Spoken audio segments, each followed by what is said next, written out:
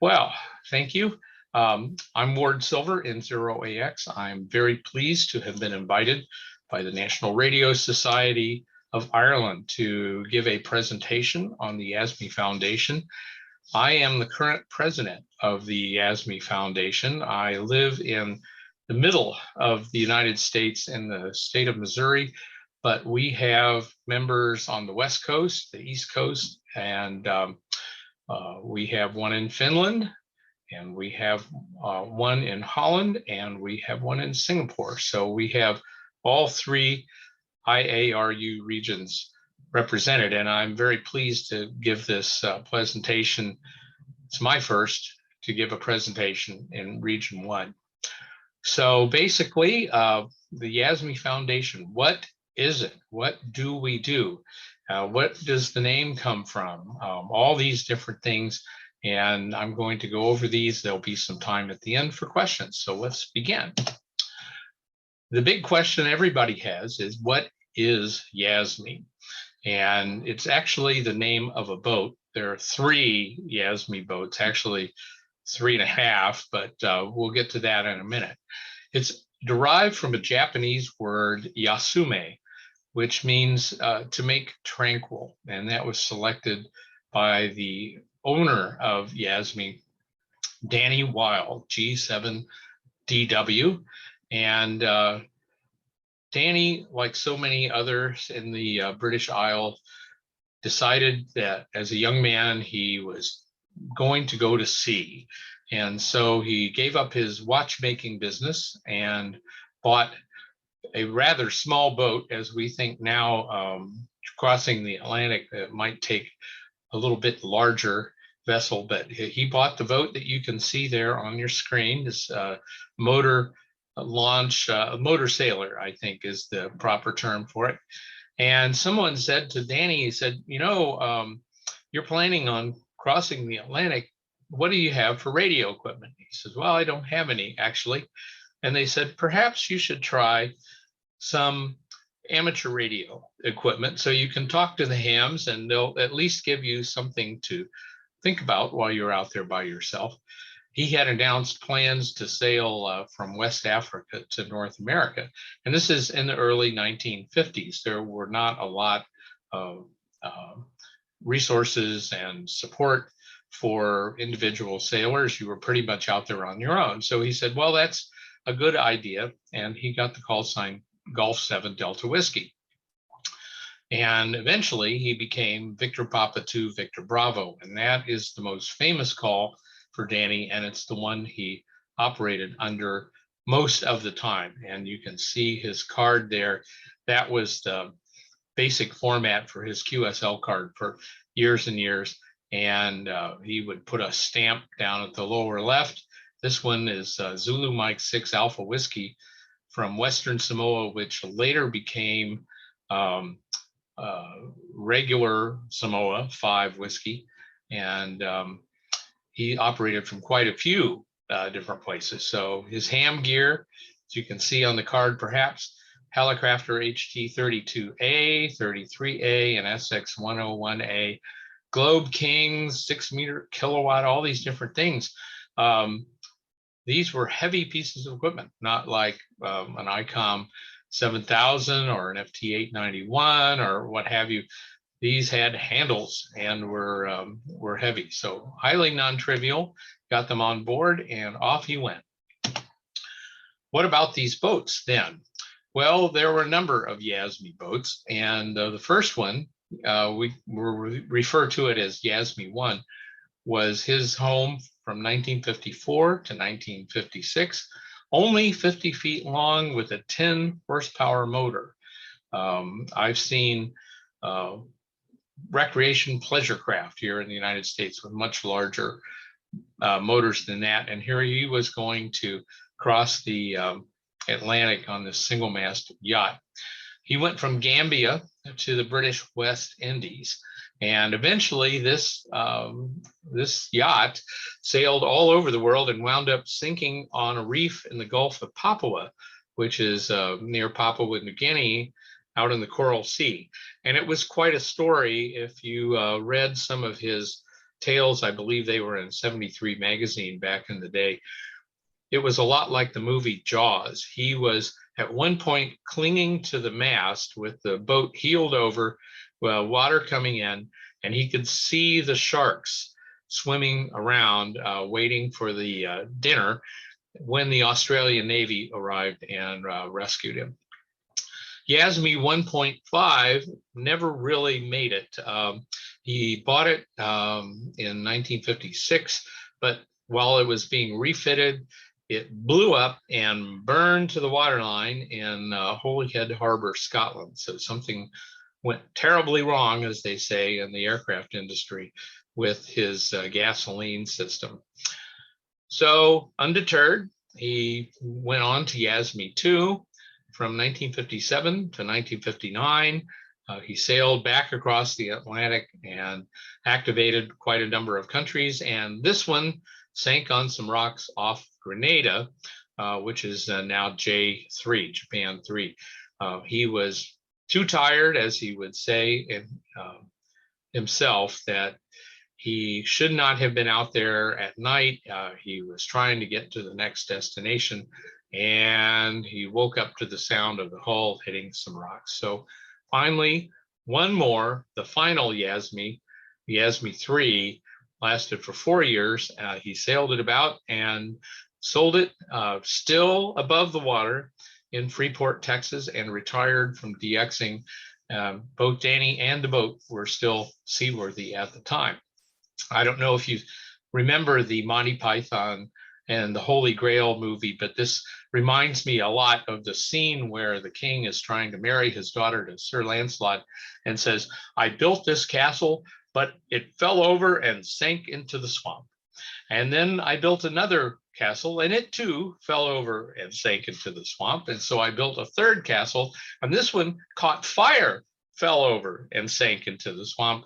But finally, he got the final castle to stay up, and that would be Yasme 3. So perhaps he should have named, the king should have named his castles Yasme Castle. So what about this Danny Weil guy and DX? He operated from 31 different island countries, and that was in the 1950s. Many of these had never actually been on the air. Most of them had no way of really getting there except a boat. This is well before the jet set age, when people could just go to the airport and hop on a plane and wind up in a new DXCC island country in a few hours. So it was arduous, it was difficult, and highly sought after. He was the first guy to do a worldwide DXpedition, as in one country after another. Bob Denniston, W0DX, had done the Gone Wacky DXpedition to the Bahamas, which was at the time Victor Peter 7, and that was kind of rare. And Bob also put on the British West Indies, eventually retiring to VP2V. And then, of course, there was the Mountains of the Moon expedition in 1947, sponsored by Helicrafters. W0 MLF and W7LR were the two radio operators for that one. And they wound up in Kenya and Tanganyika and Uganda and Burundi, and countries that we recognize now as independent. That was kind of the first post-war expedition. And then Bob Denniston, and also the Thor Heyerdahl expedition is he sailed a balsa wood raft from Peru out to the French Polynesian Islands and was on the air as Lima, Italy 2 Bravo on the Kon-Tiki. And that's where Bob Denniston got the Gone Wacky name. So anyway, Danny was the first guy to do one DXpedition to many different countries. His final operation was from Fiji as VR2EO in 1962, I think, 63. He made more than 100,000 QSOs. Nowadays, a big expedition will make 100,000 QSOs in a week or two, but this was all hand sent CW and some phone, and you had to pound it out and he was hauling these big radios back and forth. For example, they call them a Viking transmitter. Why do they call it a Viking? Because that's what you need to lift it. Some of these were 50, 60, 70 pounds. I don't know what the kilogram equivalent is, but you can imagine. And he had to haul them all on and off the boat to meet the DXCC requirements at the time. And 100,000 QSOs paper log by hand is nothing to sneeze at. He was elected to the CQ DX Hall of Fame, number 5, behind luminaries like Don Wallace and others. And finally, Danny died in October 2003. By all accounts, a happy man, and he finally remembered his time in amateur radio when he was king of the airwaves. You can tell there was a lot of interest in Danny's goings on, and he would travel around the country to ham conventions and things like that, both to raise money and to let people know what he was up to. And you can see some of the big gun DXers of the day. Al Hicks, W8PQQ, who became W8 Alpha Hotel, well known for his curiously strong signals. And then Harold Stryker, W8WZ. And they really wanted to know where Danny was going next. This is at the 1958 Dayton Hamvention. So he was right in the middle of things. So at some point, this started getting expensive. Not only the cards and the postage and the travel expenses, buying all these boats also cost some money. And so people wanted Danny to keep going. So they said, well, how can we help? And eventually Dick Spenceley, KV4AA, who you can see there in his shack, came up with the idea of starting the Yasme Foundation. And so that was founded in 1959. It was going to help Danny buy the final boat and support all of his DXpeditions.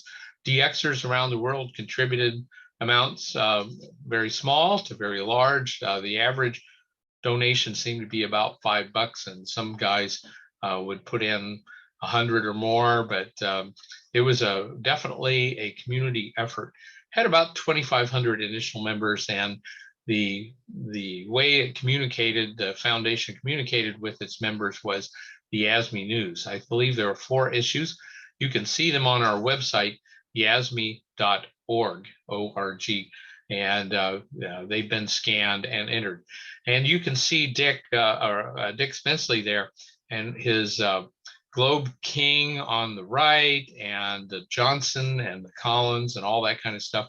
And he's smoking a pipe, which reminds me of a joke. What's the difference between a contester and a DXer? Well, a DXer has to light his pipe between every QSO.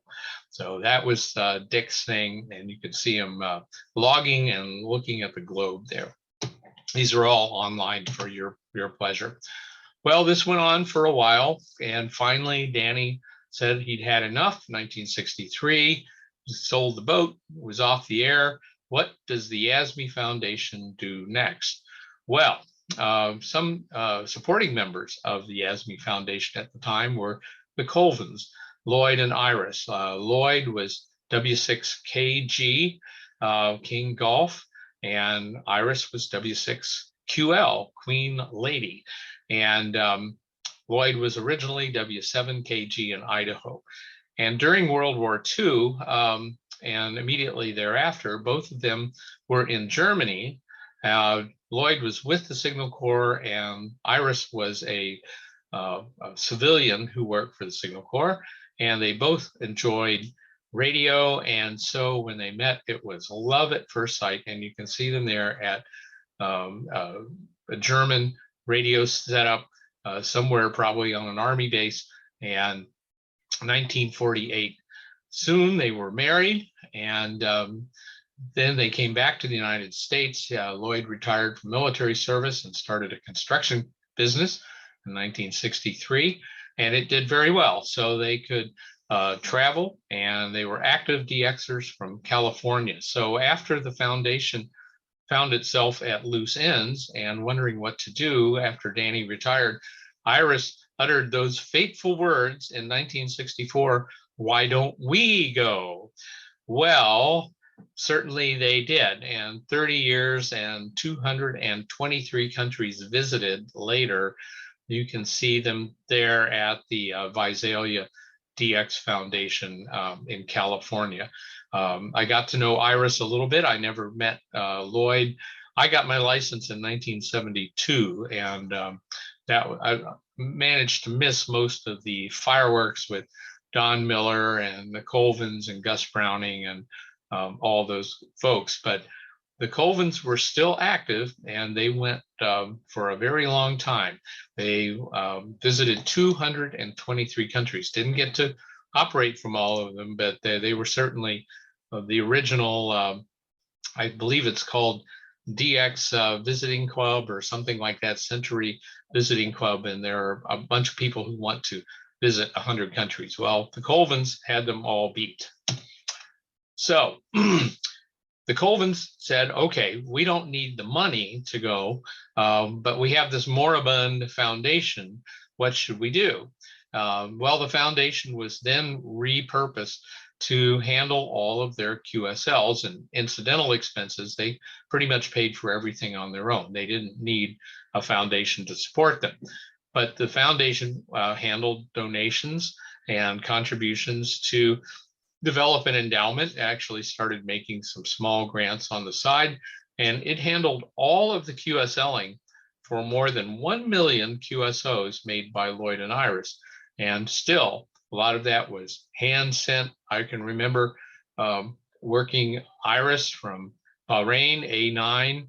I believe she was A92 QL. And that was in the 90s. And she was sending by hand, and Lloyd sent by hand. And they basically didn't have any voice keyers or CW keyers with them. 1 million QSOs. And there they are in Mauritania, 5T5KG, and Mozambique, C9QL. They almost always had a KG or a QL call sign.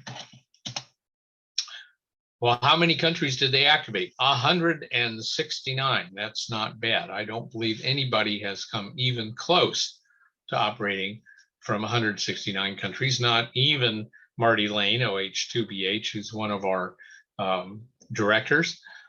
Took them 30 years. Their very first one was Tarawa, VR1 Zulu, and it's now T30, part of Kiribati. And you can see a QSL with WB6 OFX there. And you can also see down at the bottom the signature of Bob, W6RGG. This is from 1966.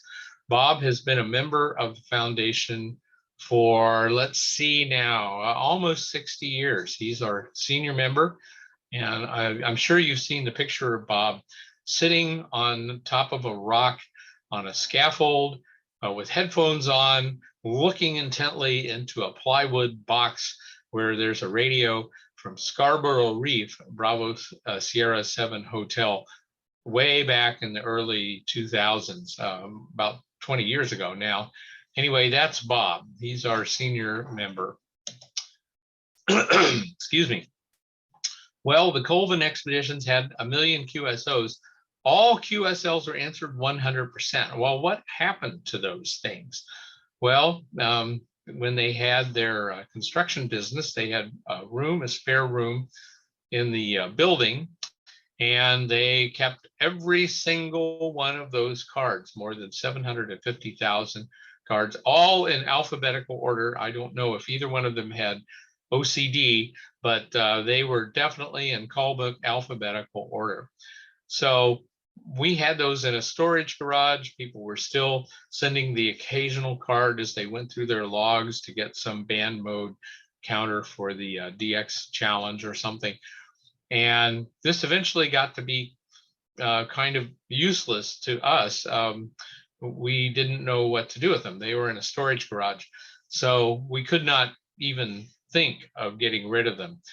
What we found was the DocuFunk museum in Vienna, Austria, and that means the documentation of radio. So their formal name is the Documentary Archives of Radio Communication.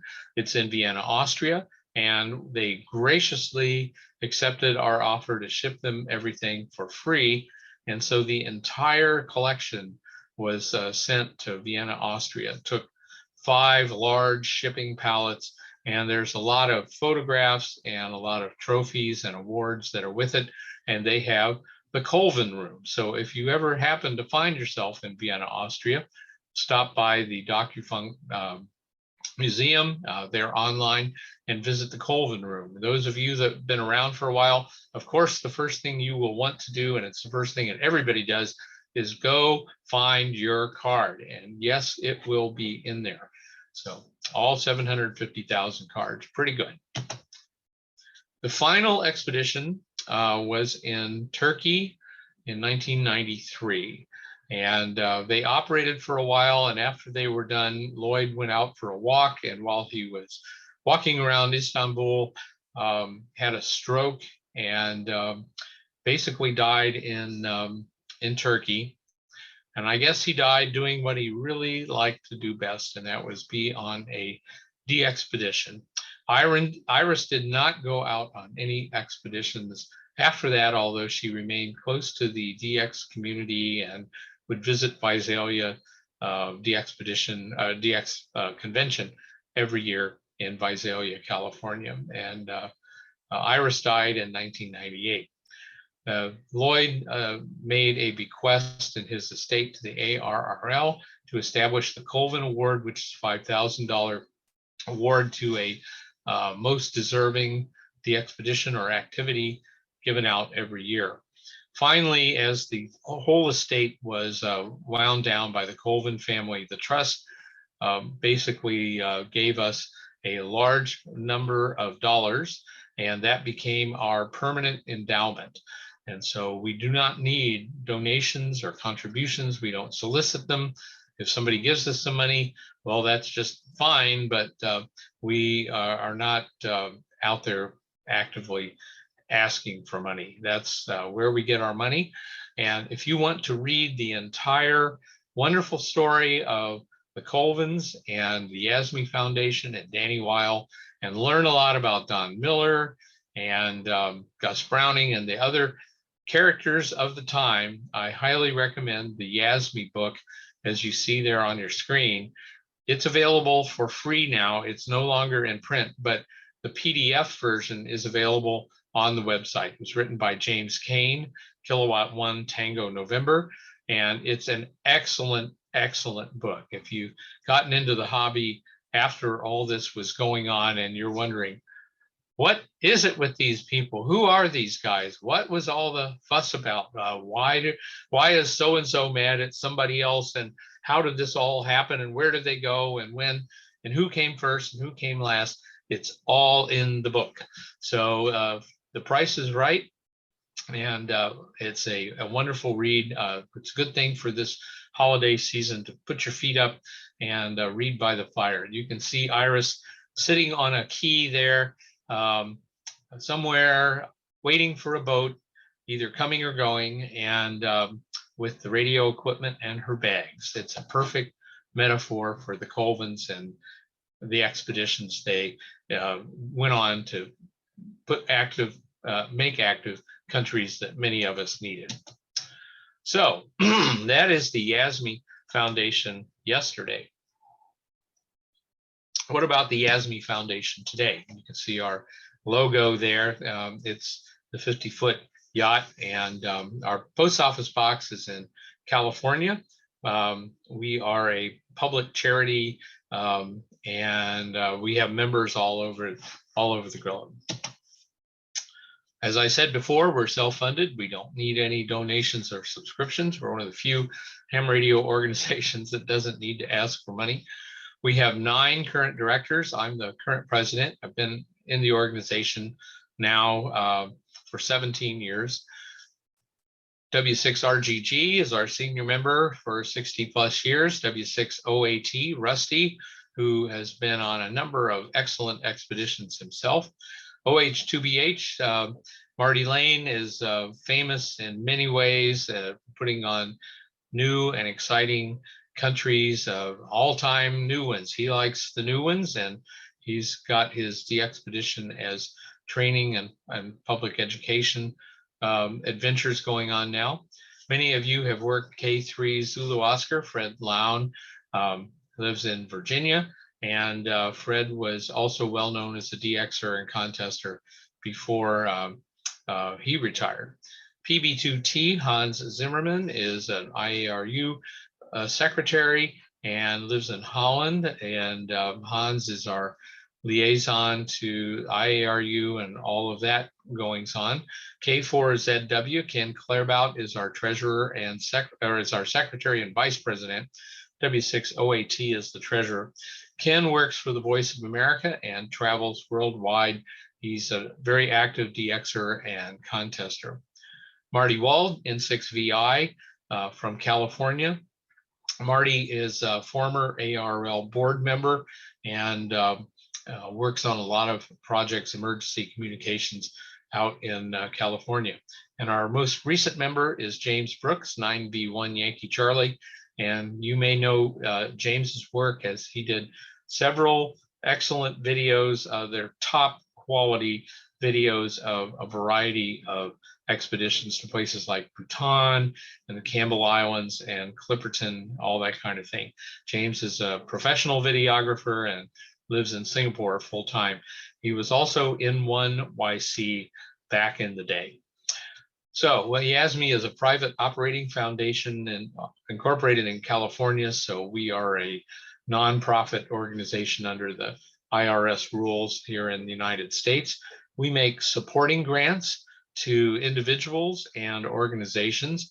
We also give out what's called a Yasme Excellence Award, trying to recognize people who don't always get the recognition that they deserve, but do good things for ham radio.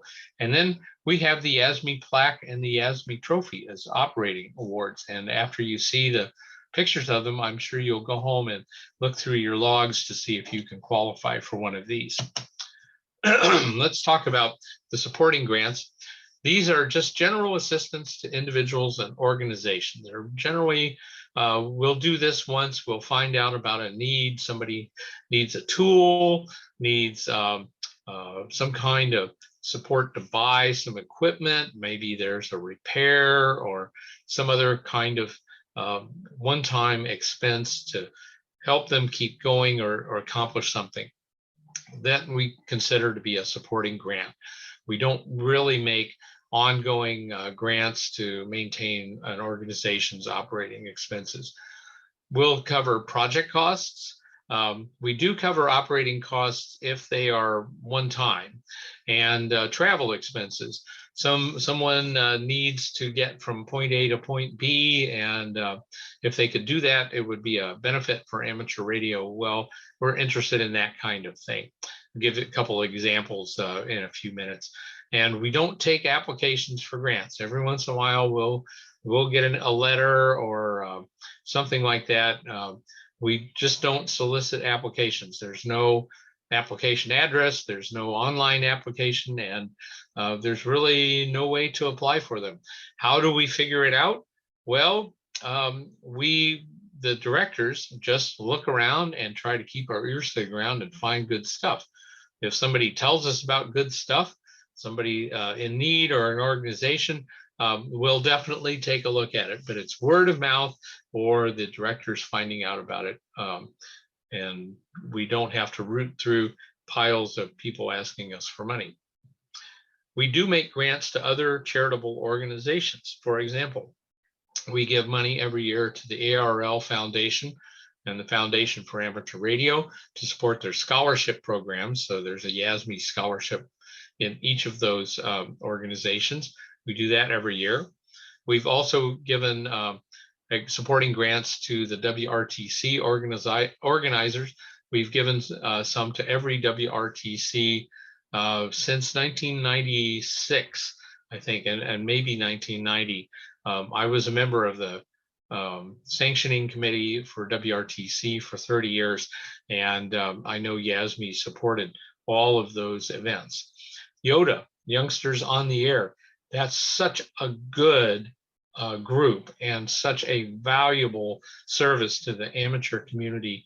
That right now they're funded out of the IARU youth budget, and so Yasme has made contributions to the IARU dedicated to YOTA operating expenses and travel, that kind of thing. When they have their annual summer camp, we make a donation to that. We also supported the NCDXF, Northern California DX Foundation International Beacon Project. We've also made a contribution to the Reverse Beacon Network. But we don't do de-expeditions per se. In other words, if you're going to Bechuanaland and you need some operating money, Yasme doesn't do that.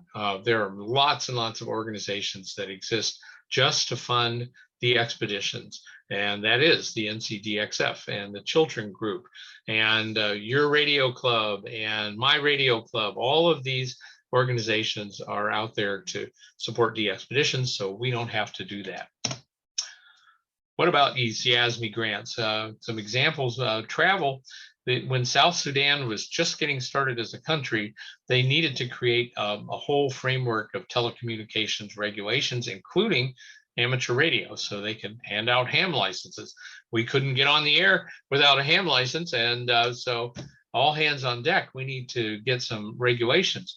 Well, there was a workshop for amateur radio regulations hosted by the IARU. It was in West Africa, but the South Sudanese government did not at the time have any money for such things. So Yasme stepped up and paid for the travel expenses of an undersecretary of telecommunication to attend the workshop, and voila, we have the Zulu 8 license plot. We purchased software tools and some radios for the NCDXF Beacon Network. If any of you are users of the ViewProp, VIEWPROP program, it's a free program written by ZL2HAM, Rick Kiesig, I believe.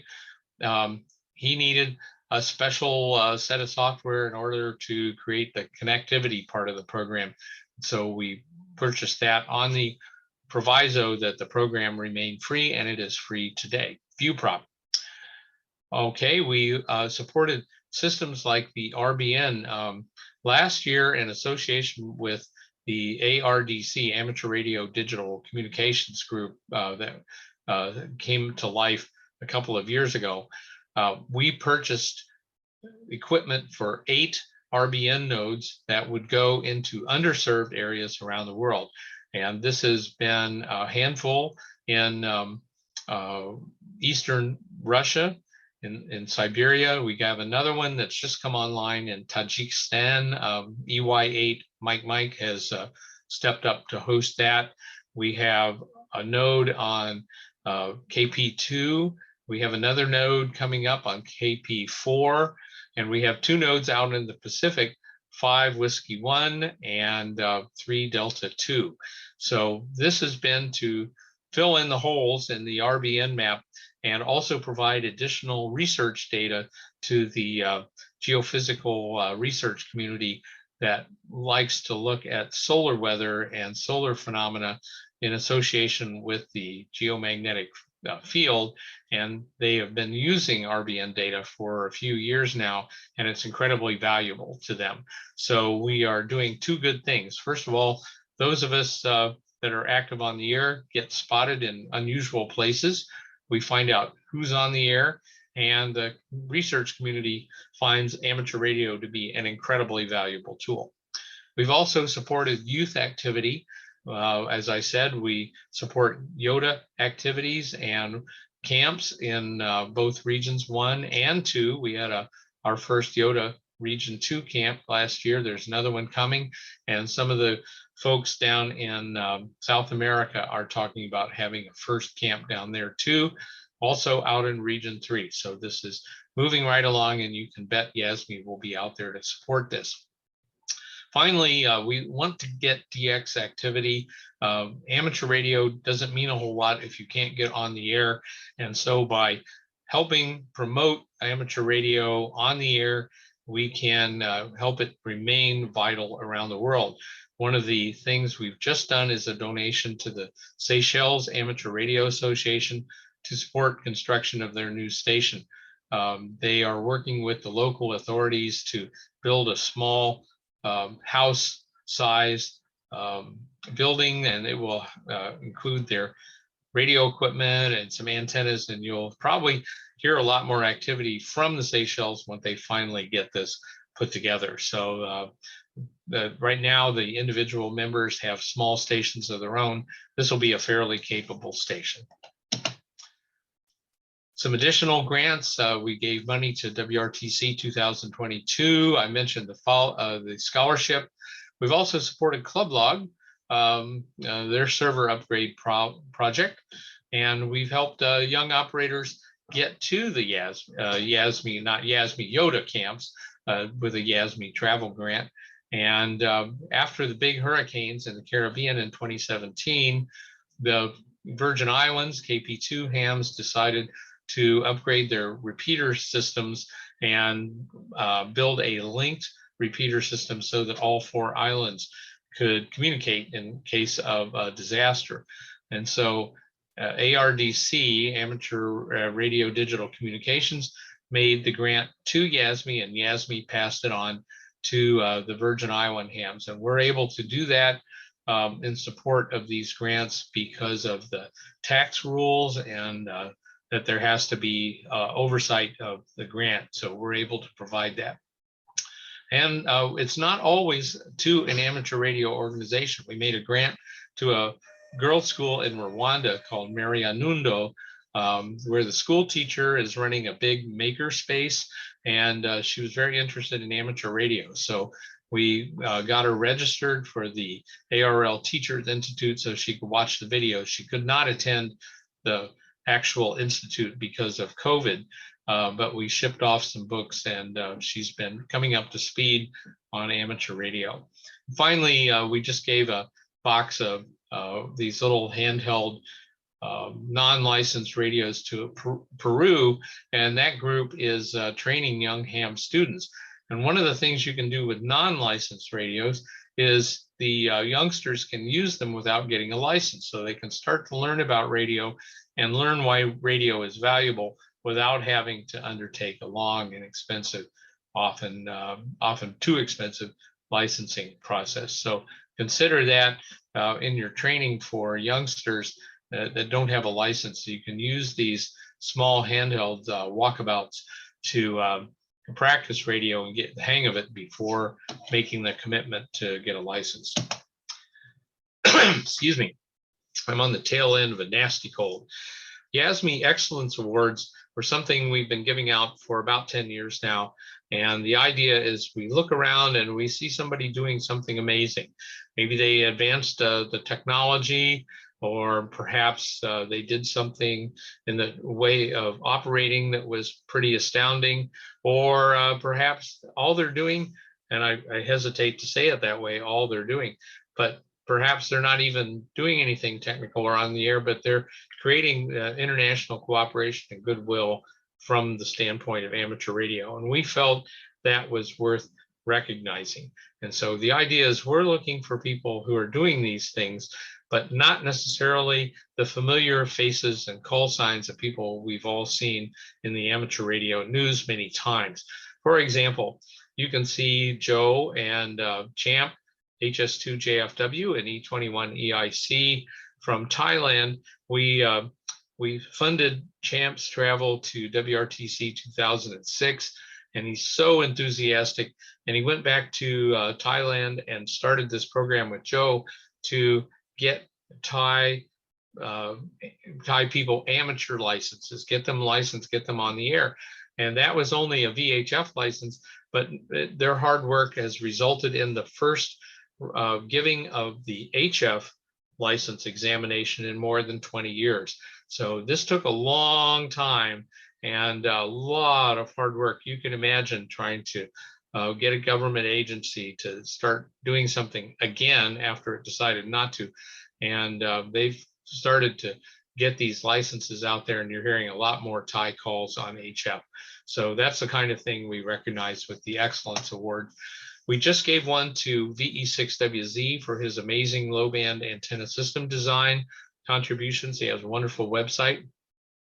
We recognized Angel, WP3R, down at the Arecibo Observatory. Angel was instrumental in the post-hurricane season in 2017 of managing emergency response through federal agencies and training an awful lot of Puerto Rican hands to get their licenses to get on the air. We recognize 9A5W for his development of the youth contesting program in Europe.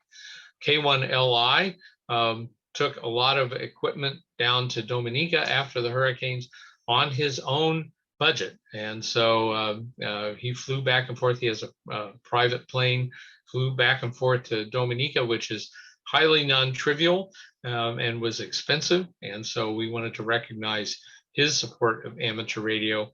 And there's some more there, K9VV, KP2 on the Virgin Islands, Stu, K6TU, done amazing things with online data for HFTA. Zorro, JH1AJT, has done many humanitarian projects with an amateur radio presence or flavor. And of course, the WSJT development team for technical information. And I just got word today that one of the team, I think G4WJS, passed away suddenly and unexpectedly yesterday. So a note of sympathy to the WSJTX development team. Okay, hams love plaques and trophies. And after all, like the old joke says, how do you make a small fortune? Well, you start with a large one and you get into ham radio. Well, the plaques and trophies are what we strive for in our operating, and there is both a plaque and a trophy, and you can get them for submitting QSL cards showing contacts with Yasme officers, directors, and Yasme sponsored operations. So this is current, this is not just the Colvins, this is any of the directors. Bob's been out there since 1966, and I've been here since 2004, and we've been pretty active. So there is a list of call signs and activations on the website. Download it, see if you've got what you need in terms of contacts. These are free awards, so you don't have to pay for them. Yasme covers all the expenses. So I don't know of any other organization that gives out a yacht as one of their operating awards. So take a look. I sign a few of these plaques and certificates every month. We'd love to have your call sign in our roster of award recipients. Okay, what about tomorrow? Yasme tomorrow. Well, we're going to continue to update our awards program. The Excellence Awards doing very well. We're looking around to see what other kind of awards or prizes could we give to encourage people to do more in ham radio.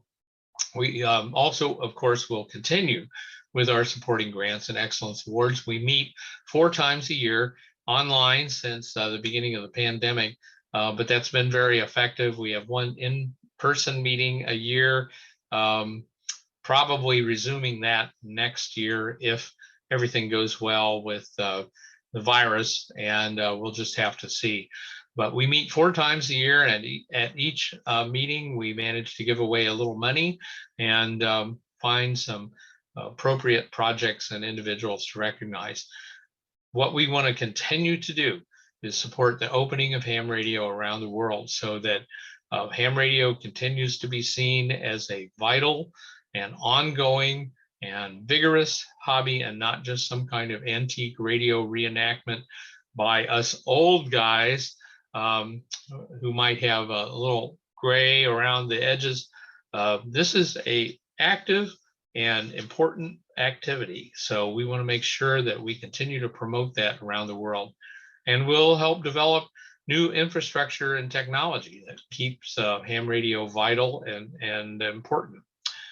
And we want to promote on-the-air activities. If the Yoda folks are having a December Yoda month, which is going on right now, we want to recognize that. We want to promote that. So there's lots of opportunities for us to help make things active, get people on the air, those interesting call signs, all that kind of stuff. And we always try to remember that ham radio is made up of individuals. It's all about you and me getting together, however we do that, whether it's a remote operation, whether it's in person at a convention, whether it's from our own station to your station around the world, however that happens, ham radio is made up of people. And we want to continue to support people as they get on ham radio and make it the interesting activity that it is. And those of you that have been around for a while will remember the term DX is. It was a term popularized by Hugh Cassidy, WA6AUD, who was the longtime editor of the West Coast DX Bulletin, and came up with memorable sites and characters like the QRPers and the deserving and the big bass bongo and all that kind of thing. He would close his editorials with, and remember, DX is. That means get on there and work it. It doesn't matter whether it's a one hop or a 5 hop or a gray line or a top band or whatever. Get on there and work it. Have a good time. Put your ham radio to work. So that concludes my talk. There's our founder, Danny, standing on his yacht. You can see the Yasme life preserver, and pool means is the port from which he sailed in England.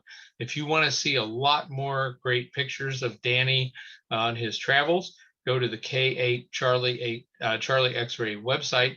Tom was one of our Excellence Award winners for his amazing collection of online photographs and documents at hamgallery.com. And it just keeps getting better and better and better. And once you get in there, an hour or so, because you'll be in there quite a long time. Anyway, lots of pictures of Danny. So thank you for your rapt attention. I enjoyed giving the presentation. We'd love to see you get a Yasme Award or perhaps even an Excellence Award in the future. So DX is. Thank you, and I'm open for questions if anyone has them.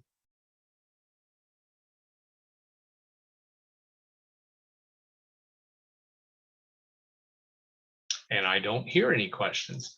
So I'll give it back to Mark, and we'll let you take it from here.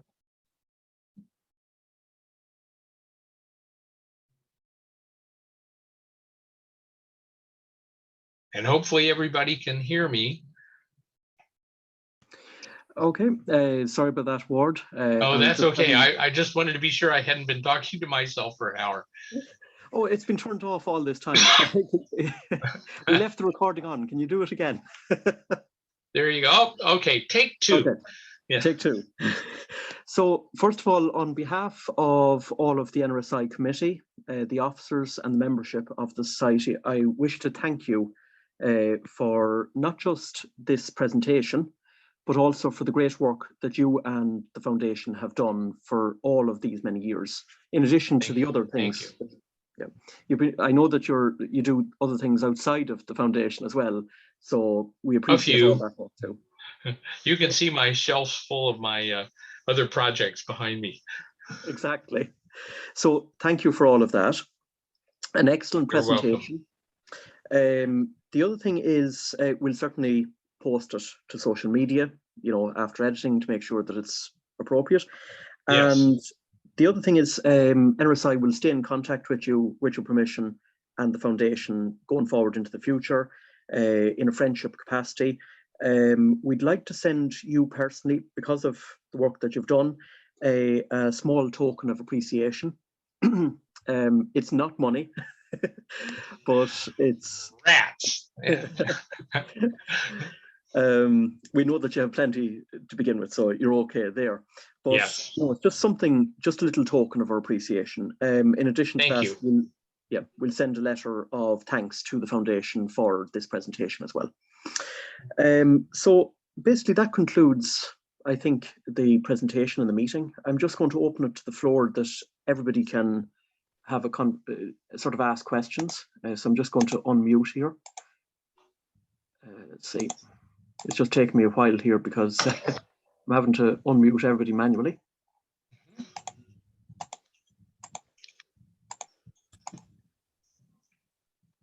Okay, I think I may have gotten everybody.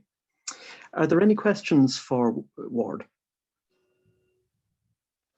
Patsy here, Mark. Yep, Patsy. Just like to say thanks toward the brilliant presentation, and it's a great trust. It's great to see that somebody is out there doing something for the ham radio community and trying to bring on, say, underprivileged areas and bring on the youth and all that stuff. So thank you very much, Ward, and a very, very well put together presentation. I definitely must look up that website. It seems very, very interesting. Thank you. It's nice to get the thank yous from people out there, and I'd be happy to have the presentation sponsored by NRSI out there on social media or whatever for more to enjoy. Thank you. Thank you, Rob. Any other questions for Ward before we let him off and to do his massive DXing that we know he's about? He's buzzing to do. If I can be heard there, Mark, can you hear me? Yes. Ward, can you hear me? Yes. Good evening, sir. How are you? Nice to meet you for the first time. And the call sign here is EI2 Golf Hotel Bravo. That's EI2 GHB, Pat in Cork. And I came in kind of late, but I got everything else. I just want to thank you for joining us and supporting us and giving us all the information that you've given us. It was a pleasure to listen to you, and hopefully it won't be the last time, Ward. So thank you from County Cork in Southern Ireland, okay? Okay, you're very welcome, Pat, and thanks for the kind words. Thank you, sir. God bless. Anyone else want to break in on the net?